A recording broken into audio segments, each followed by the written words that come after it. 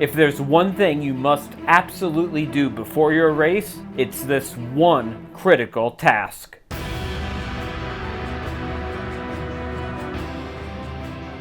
It's race week, and yes, I need to do a tapering, carb load, and a caffeine fast and all of that, but I also need to make sure that my excuses are in order. You see, by posting about my training and trying to impress my loyal followers with my grit, determination, and resolve, they're now expecting big things from me. After all, if I don't BQ or set a PR, how can I justify all the hard work I've put in? Who is going to be inspired? And how do I grapple with my failure in validating my own identity? It's kind of like when there was all that hype about Kipchoge finally running the Boston Marathon, and then he underperformed. No, I didn't mean it. I'm sorry, Kipchoge. I love you.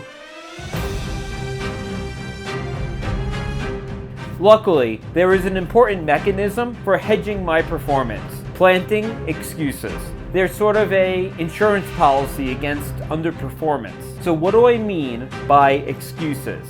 Excuses are a critical part of a pre-race content strategy. They should be subtle, or maybe not so subtle, clues that your race may not go as planned due to factors beyond your control, and when executed properly, do not come across as sandbagging.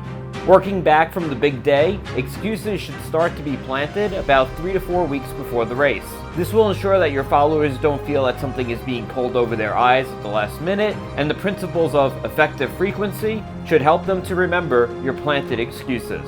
By documenting my running journey, I am telling a story, and just like any good story, when you go back, surprises should be obvious. You've seen this hundreds of times in movies, like The Sixth Sense, where the twist is Bruce Willis has been dead all along.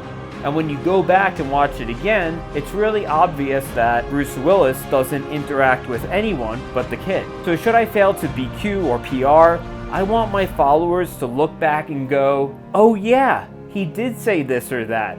We can't possibly judge him for failing. So what makes for a good excuse?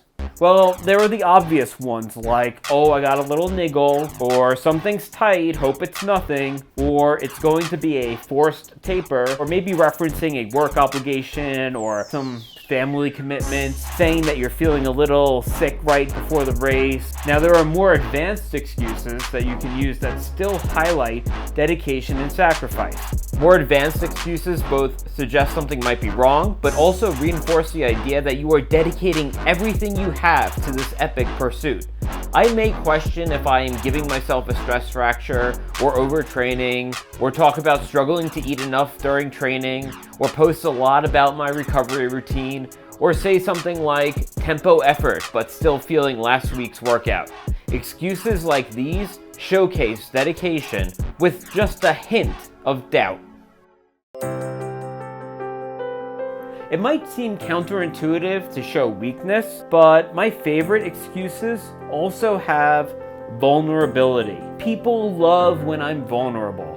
It makes them feel invested in me personally, and it makes me appear heroic and relatable. So if your excuse is in that intersection of vulnerability and humble bragging, it's probably a good one. Should I underperform, and I do need to lean on my excuses, hopefully my excuses will also generate sympathy for me. I'd like my followers to say, gee, he worked so hard. It's too bad that that thing happened to him. But ideally, I don't need my excuses. If I set a PR, then I'll just never mention the excuses again. And my story won't have some clever plot twist. It will just be like a really bad formulaic superhero movie. And for some reason, people do really love bad superhero movies.